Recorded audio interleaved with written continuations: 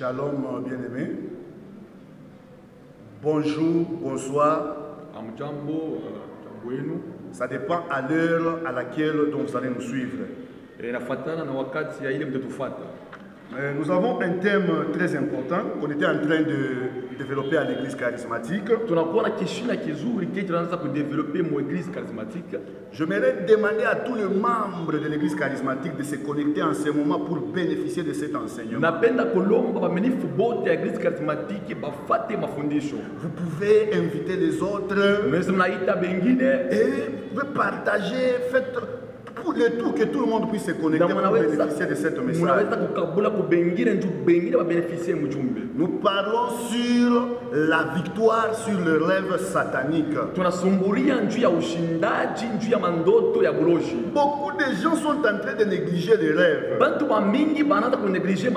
Mais ils oublient que le rêve est comme un tableau de bord d'une voiture par lequel nous pouvons découvrir d'autres choses. C'est à travers le tableau de bord dans une voiture que le chauffeur peut lire d'autres choses qui se passent dans la voiture. Peut-être si la portière était ouverte, c'est dans le tableau de bord que le chauffeur pourra lire cela. Maintenant, si le chauffeur ne sait pas comment lire le tableau de bord, il ne sera pas à mesure de capter d'autres messages dont le tableau de bord est en train de lui signaler. Le rêve est un moyen par lequel que Dieu communique avec son peuple. Est un moyen par lequel dont Dieu parle à son peuple. Ce qui veut dire parmi les moyens dont Dieu utilise pour parler à l'homme, les rêves font partie aussi. Je viens avertir une personne. Je viens dire à une personne, toi qui négliges le rêve, toi qui négliges le rêve, tu es en train de manquer un message. Tu es en train de manquer un avertissement. Si je vais rentrer un peu en arrière pour faire comprendre même ceux qui n'étaient pas ensemble avec nous,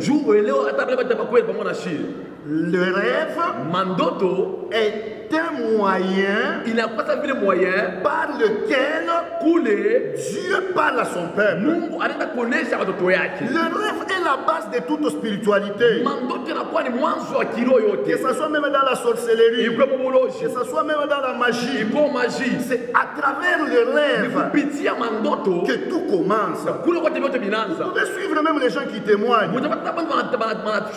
Ils vont te dire que c'était dans un rêve, ça fait commencer par là, ça fait commencer, je rêvais, je voyais.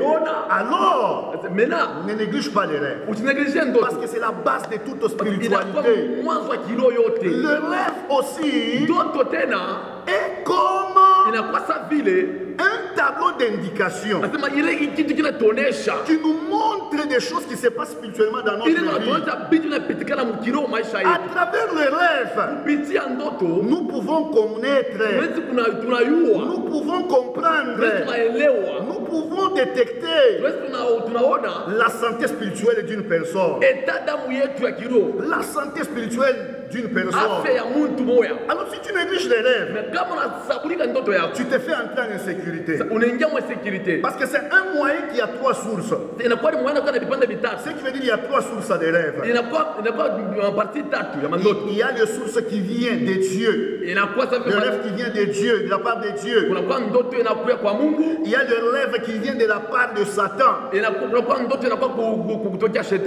y a aussi le rêve qui vient de l'humain lui-même, à partir de l'homme. Alors nous allons parler de ces trois sources des rêves pour t'aider à comprendre quel est le rêve satanique et quel est le rêve de Dieu. Pourquoi Dieu utilise les rêves? C'est un moyen par lequel il peut communiquer avec tout le monde. Job 33, 14 à 15. Nous allons lire pour 14 avancer. 15, on va lire pour. Nous sommes dans les Écritures. Écoutez ce que la Bible dit, bien aimé. Biblia inasema Dieu parle cependant tantôt d'une manière, Mungu anakuwa anasema mkila wakati mkila namuna, tantôt d'une autre. mkila namuna. Et l'on n'y prend point garde. Mais atubebe vile na mafua. Il parle par des songes, par des visions nocturnes. Anakuwa nasema kuma ndoto na kumaonyo. Quand les hommes sont livrés à un profond sommeil. Na wakati watu wanalala usiku. Quand ils sont endormis sur leur couche. Wakati wanalala kwa bitanda yabo. Vous avez très bien entendu. Dieu parle tantôt d'une manière, tantôt d'une autre. Mungu anasema namuna yoyote. Il y a des moments où il parle par la prédication. Kunakuwa namuna Mungu akusemezea mkuhubiri. Il y a des moments où il parle par des visions. Ingine anakuonesha mkuona. Il y a des moments où il parle par la prophétie. Ingine anakuonesha kwa matabiri. Et il y a des moments mambo ingine où il te parle par le rêve. Anakuonesha kwa ndoto. Pourquoi Dieu utilise les rêves? Sio nini Mungu anatumikisha ndoto? Pourquoi Dieu utilise les rêves? Kwa nini Mungu anatumikisha ndoto? C'est pour nous avertir. C'est pour nous reprocher. C'est pour nous rapprocher de lui. Ce qui veut dire Dieu peut utiliser les rêves pour nous avertir d'un danger imminent. Pour nous signaler le plan du monde des ténèbres. Il y a des fois aussi Dieu peut utiliser les rêves pour démontrer le projet de votre vie. Comme il l'avait fait dans la Bible avec Salomon, avec Joseph. Il y a des moments où il utilise les rêves pour révéler le plan de votre vie. Il y a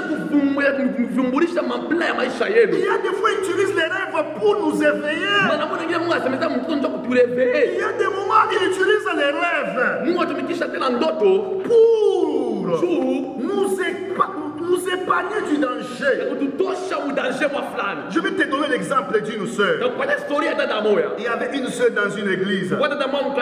Il y avait prière à l'église. Et lorsqu'ils étaient en train de prier dans l'église, elle priait à Dieu de la révéler les choses qui se passaient dans sa vie. Pourquoi les choses bloquées dans sa vie. Maintenant, lorsqu'elle est retournée à la maison, elle s'est endormie. Et Dieu a commencé à lui parler dans les rêves. Et dans ces rêves-là, elle s'est retrouvée devant un trône. Et sur ce trône était assis un roi bizarre. Et ce roi-là lui disait: qu'est-ce que tu es allé faire dans cette église? Je t'ai laissé aller dans cette église parce que je savais une chose.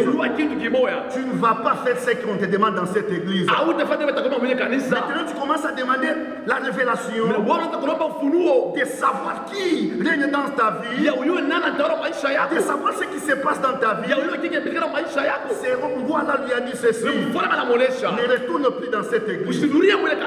Mais la sœur le matin lorsqu'elle s'est réveillée, elle est allée voir le pasteur. Elle a expliqué au pasteur. Et le pasteur lui a dit ceci: il y a un roi bizarre qui règne sur ta vie. Tu dois le détrôner. Tu dois le détrôner. Seul Jésus doit régner sur ta vie. Seul Jésus doit régner sur ta vie. Le pasteur l'a donné des prières qu'elle devait faire à la maison. La sœur est retournée à la maison. Et lorsqu'elle est retournée à la maison, la sœur a prié selon les indications du pasteur, selon les orientations du pasteur. La sœur a prié: je détrône le roi, je détrône le roi des ténèbres qui vient régner sur ma vie. Après cette prière, elle est allée encore au lit pour dormir. Elle a vu encore le rêve. Le même roi, toujours devant le même trône. Mais cette fois-ci, le roi n'était pas assis sur ce trône. Ce roi était debout sur ce trône. Et il parlait maintenant à la sœur. Il disait à la sœur, pourquoi tu veux me faire lever sur ce trône? La sœur a répondu dans les rêves, parce que seul le Seigneur Jésus doit régner sur ma vie. Cette sœur était réclamée par les divinités de sa famille, par les divinités de sa famille. Il y a aussi des rêves que tu as fait, mais tu n'as pas tiré attention. Dieu t'a averti dans les rêves, mais tu n'as pas tiré attention. Écoute, laisse-moi te dire, la Bible dit ceci, dans Osée 4:6, mon peuple périt faute de connaissance. Il y a des situations que tu es en train de vivre. Dieu t'avait déjà averti dans le rêve, il t'avait déjà averti, il t'avait déjà parlé, mais tu étais distrait. J'aimerais dire à une personne, si tu ne rêves pas, si tu ne mémorises pas tes rêves, si tu ne captes pas bien tes rêves, tu es en insécurité spirituelle. Tu es en insécurité spirituelle. Tu es comme une armée. Tu es comme une armée qui n'a pas de communication interne. Qui n'a pas de communication interne. Les rêves venaient de la part de Dieu. C'est pour nous avertir. C'est pour nous ramener dans les droits chemins. Il nous parle de ses promesses. C'est pour faire des alliances. Laisse-moi terminer une chose. À travers le rêve, Salomon a reçu la sagesse. C'était pas dans la prophétie. C'était dans le rêve que Dieu lui avait parlé. Que Dieu lui avait dit de demander ce qu'il voulait. Et dans ces rêves-là, Salomon a demandé la sagesse. Et il a reçu la sagesse. Ce qui veut dire, dans des rêves, nous pouvons recevoir d'autres choses. Nous pouvons recevoir d'autres choses. Les rêves venant de la part de Dieu, ce n'est pas pour nous faire du mal. C'est pour nous avertir. C'est pour nous corriger. C'est pour nous ramener dans les droits chemins. C'est pour nous parler sur son alliance. C'est pour nous édifier. Et lorsque tu fais un rêve venant de la part de Dieu, tu te réveilles à l'aise. Tu es en bonne santé. Il n'y a pas d'inquiétude. Tu es dans la paix. Tu as la paix du cœur. Parce que le Seigneur t'a parlé. Mais les rêves venant de la part de l'homme, c'est un rêve qui naît dans les multitudes des occupations de l'homme. Nous allons lire dans la Bible, tu vas écouter. Nous allons prendre Ecclésiaste 5:6. Non, nous pouvons prendre Ecclésiaste 5:2 d'abord. Et tu vas comprendre ce que la parole de Dieu est en train de dire. Car si les songes naissent dans la multitude des occupations, la multitude des occupations, les activités de l'homme, la voix de l'insensé se fait entendre dans la multitude des paroles. Nous allons prendre encore Ésaïe 28 et 29, 8. Écoutez ce que la Bible est en train de dire. Comme celui qui a faim rêve qu'il mange, puis s'éveille l'estomac vide. Pour se réveiller l'estomac vide.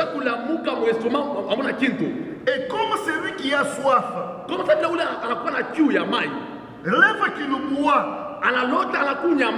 puis s'éveille épuisé et languissant. Ainsi en sera-t-il de la multitude des nations qui viendront attaquer la montagne de Sion. Ça veut dire quoi? Lorsque tu es un menuisier, tu peux rêver, tu es en train de faire des fauteuils, des tabourets. C'est normal, ce n'est pas Dieu qui parle, ce n'est pas Satan qui parle. Si tu es un pharmacien, tu peux rêver, tu es en train de vendre des médicaments. Cela ne vient pas de la part de Dieu. C'est un rêve qui est normal. normal. Pourquoi c'est normal? Jua nini inakuwa normal? Parce que c'est tiré dans l'activité principale de ta Parce vie. inatokea mkutumika kwako. Ce qui veut dire c'est normal, tu peux rêver d'autres choses, ça ne vient pas de la part de Satan. Kwa bingine zinalota bitokea kwa Mungu au wa shetani. Parce que lorsque tu travailles pendant la journée, Wakati unatumika pendant la journée, mushiku, tu peux rêver la nuit, unalota bushiku car le cerveau a enregistré tes activités journalières. parce que cerveau yako ile mama bintu bya mingi muyua. Je vais dire à une personne, Kwambia mtu tu dois maintenant savoir comprendre. il faut maintenant uelewe. Ça vient de la part de Dieu, Hii inatoka kwa Mungu, ou bien ça vient de moi-même en hii tant inatoka kwa qu'homme. mimi mwenyewe kufuatana na mtu. J'espère que vous avez compris le rêve provenant de l'homme lui-même. Na yoko sema mnaelewa kama ile ndoto inatokea kwa mtu yeye mwenyewe. Ce qui veut dire une personne Inasema mtu qui va dans une alimentation, ekolojisha mu alimentation yake. peut rêver, il est en train de vendre. Anaweza analota ekolojisha mu C'est magasin. un rêve normal. Inakuwa ni ndoto tu ya Ça ne mzungu. vient pas de la part de Dieu. Haitoki kwa shetani, Ça ne vient pas de la part de Satan. kwa Mungu. Amen. Amina. Ce qui veut dire, Inasema ce sont des rêves qui naissent dans les activités multiples de l'homme. inakuwa ni mandoto inaenda kuzarika mkutumika kwa mtu. Ce qui veut dire il n'y a pas une conséquence spirituelle. Inasema hakuna matokeo ya kiroho. Il n'y a pas de conséquences spirituelles dans Hakuna cela. matokeo ya kiroho. Pourquoi? Parce que ça provient de l'homme. Inatokea kwa mtu mwenyewe. Mais notre thème nous dit ceci. Na kishina kati yatolesha hivi.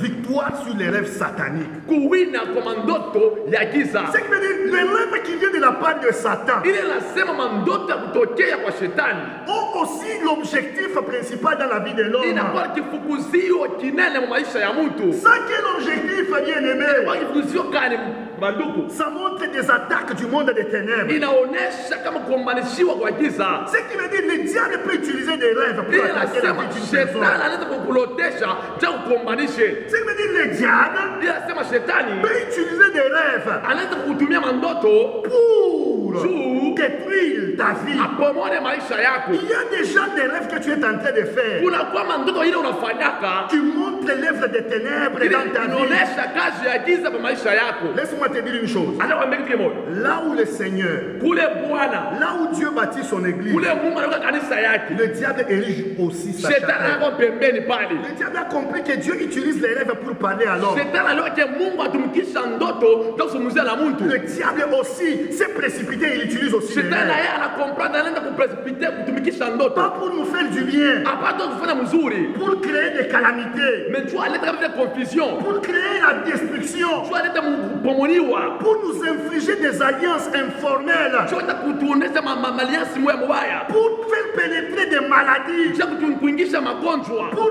nous terrifier, Tu kutuvunja kutuvinya. pour nous tuer, nous mettre dans la Tu confusion. kutua kutoka mconfusion. À travers les rêves sataniques, Kupitia ndoto ya buloshi. tu peux entrer dans une alliance. Unaweza uningia mwakalo mwa À fulani. travers un rêve satanique, Kupitia ndoto ya giza. ta vie peut être détruite. Maisha yetu kupomoniwa. À travers un rêve satanique, Kupitia ndoto ya giza. tu peux perdre quelque chose de précieux Unaweza dans ta vie. kupotesha kitu cha maisha cha À maisha travers yako. un rêve satanique, Kupitia ndoto ya giza. le diable peut introduire la malédiction. Shetani ataingisha laana maisha. Laisse-moi te donner un exemple. Atakwambia historia moja. Il y avait une sœur, Kulikuwa dada moja.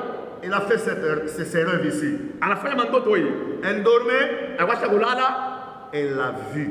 Anaona. Elle l'a vu. Anaona. Une autre femme entrer dans sa chambre. Mwanamke mwingine kuingia mshambre yake. Arrivée là où elle mettait sa tête, Anafika fasa kwa kushuka kichwa yake. elle commence à uriner sur sa tête. Anaanza kukoyola pa kichwa yule dada. Lorsque la sœur s'est réveillée, Wakati dada analamuka asubuhi, elle a senti son corps bizarre. C'est comme si quelque chose ne marchait anasikia pas. maungu yake haikuwe bien. Mais comme elle ne savait pas faire la différence des rêves de Dieu, des rêves des hommes et des rêves de Satan, Sasa vile sikuye kuachanisha ndoto ya Mungu ya shetani ya mtu yeye mwenyewe. elle a dit non, non, c'est un rêve comme tous les autres rêves. Anasema ni mandoto sasa mandoto wengine. Tous les rêves ne sont pas des rêves comme les autres rêves. Mandoto yote na mandoto Il yote. y a d'autres rêves, Kuna mandoto wengine.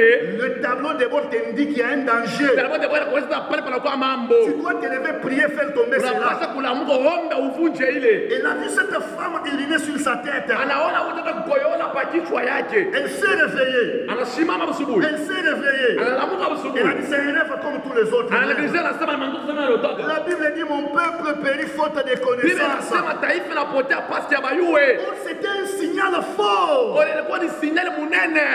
C'était un signal fort que son mariage était attaqué. C'était un rêve qui montrait que son mariage était attaqué. Après un temps, elle a commencé à voir le rejet de la part de son mari. Ce qui veut dire que son mari ne la supportait plus encore. Son mari ne la supportait plus encore. Son mari ne la parlait plus encore. Elle est allée expliquer au pasteur. Ça fait 6 mois que j'avais fait un rêve. J'avais négligé ses rêves. Mais après ces rêves, les choses commencent à arriver dans ma vie. Les choses commencent à se passer dans ma vie. Des choses négatives. Le mari ne me supporte pas. Le pasteur lui a dit ceci. L'erreur que tu as fait. L'erreur que tu as fait. C'est d'avoir négligé ses rêves. C'était déjà un message clair. Lorsqu'une personne pisse sur toi, même dans ce monde réel, même dans ce monde, c'est pas bon. C'est pas un signe qui est bon. C'est un mauvais signe. Le pasteur lui a dit, spirituellement, à travers les urines de cette femme, elle a envoyé sur ta vie une mauvaise odeur spirituelle. Voilà pourquoi après savoir fait ses rêves, ton mari ne te supporte pas. Ce qui veut dire, il y a d'autres rêves qui sont des attaques des ténèbres sur notre vie. Il y a d'autres rêves. Nous allons lire d'abord ces livres. Et le Seigneur Jésus va nous aider. Nous sommes toujours dans la Bible pour s'édifier. Nous sommes dans Matthieu 13, verset 5. Vous allez écouter ce que la Bible est en train de dire. Je vais lire juste une partie, mais toi tu vas continuer à la maison. Mais pendant que les gens dormaient, son ennemi vint s'aima. Nous connaissons tous que nous traversons des moments difficiles dans cette vie. Ce qui veut dire que les gens se réveillent dépassés parce qu'ils ne savent pas, ils vont manger comment. Ce qui veut dire pendant la journée, même si Dieu te parlait, tu ne vas pas comprendre. Mais la nuit, lorsque tu dors, lorsque le corps se repose, mais l'esprit est disposé, Dieu te parle. Mais la nuit, au même moment, lorsque tu dors, si tu n'es pas sous la protection de Dieu, tu es dans la distraction. L'ennemi profite pour venir s'aimer. C'est le moment où tu dors, le corps se repose. C'est un moment que Dieu profite pour parler avec ses enfants. C'est aussi un moment dont le diable profite pour faire ce travail, pour s'aimer des malédictions, pour s'aimer des confusions, pour s'aimer des maladies. Je vais te donner aussi un exemple encore. C'est comme une fille qui n'a pas de fiancé, qui n'a pas de prétendant, mais elle dort la nuit. Elle se voit en train de faire un mariage avec un inconnu. C'est déjà un message que quelque chose se passe spirituellement. Mais elle s'est réveillée. Elle dit oui, je vais faire un mariage. Non, tu t'es trompé, bien-aimé. Spirituellement, peut-être on t'a lié avec un mari de nuit. On t'a lié une alliance informelle dont tu ne connais pas. Mais tu as accepté ça dans le rêve. Directement, elle commence à faire des nuits terribles. Tu commences à vivre la nuit des choses terribles.